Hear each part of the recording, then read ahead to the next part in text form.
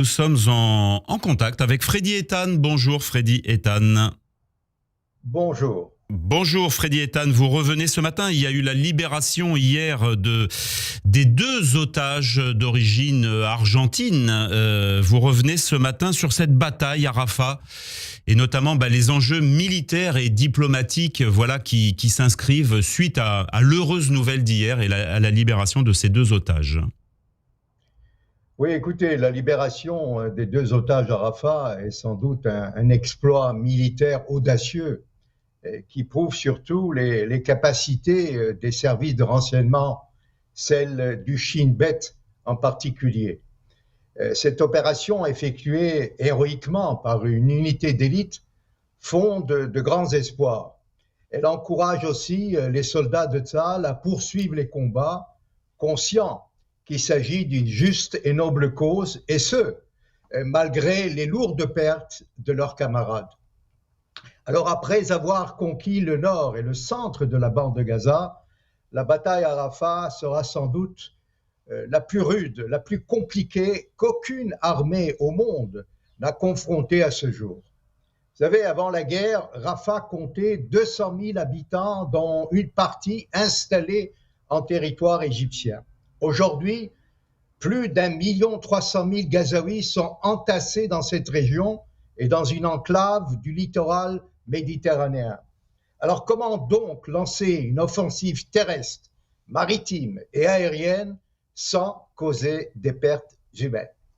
Alors comment aussi démanteler les infrastructures et les tunnels, rechercher les soldats, les otages, éliminer les terroristes et leurs chefs, dont Yahya Sinwar? Alors sur le plan militaire, l'état-major israélien a déjà préparé des plans opérationnels. Le cabinet de guerre devra les approuver. Mais au sein du gouvernement israélien, les divergences sont profondes. Mais tout dépendra de la position américaine. Vous savez, le dernier entretien Netanyahu-Biden indique plusieurs réticences, surtout sur les grands risques et les pertes humaines au sein des réfugiés palestiniens. Et on se pose la question, ou les questions, qui prendra la responsabilité administrative et humanitaire après la guerre? Vous savez, Mahmoud Abbas se trouve à Doha dans ce but. Mais qui remplacera l'UNRWA? Et cet organisme de l'ONU qu'on accuse de connivence avec le Hamas. Alors pour l'heure, il y a quand même une lueur d'espoir concernant un prochain accord sur les otages. Le chef de la CIA, William Burns, va s'entretenir au Caire avec les délégués égyptiens, israéliens, palestiniens et qataris. Le chef du Mossad, Barnea, sera présent. Les Égyptiens, eux, s'opposent farouchement à une opération militaire à Rafah, craignant un afflux de réfugiés à leurs frontières. Ils menacent même de suspendre pour la première fois le traité de paix. Et ils préfèrent un accord sur la libération des 134 otages en échange des détenus du Hamas.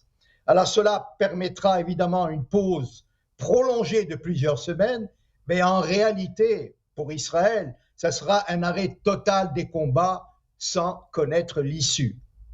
Alors enfin, dans ce contexte explosif, une victoire absolue contre le Hamas deviendra une mission impossible. Au nord, les provocations de Hezbollah se poursuivent et Nasrallah va se prononcer aujourd'hui, donnera un nouveau discours probablement très belliqueux.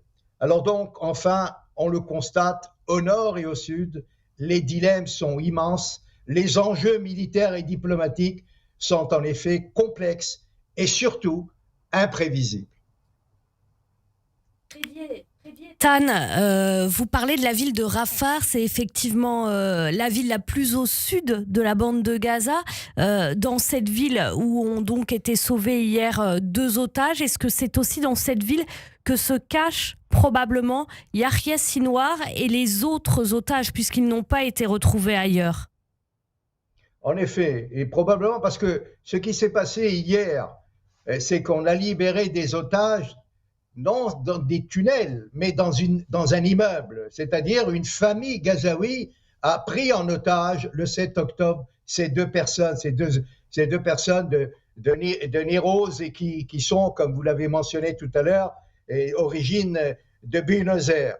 Donc il y a effectivement le problème de savoir si Sinwar et ses combattants se trouvent à Rafah. Probablement, ils n'ont pas quitté le sol donc gazaoui et effectivement dans ce cadre-là, Israël va essayer par tous les moyens, avec un service de renseignement et une technologie de pointe, pour récupérer donc d'une part les otages, mais aussi essayer de retrouver donc Yahya Sinwar.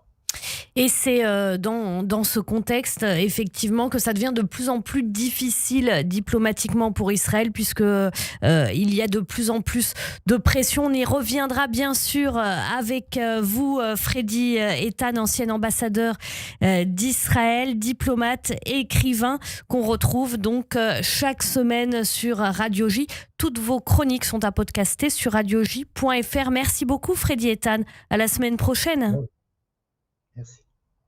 Le Zoom Israël.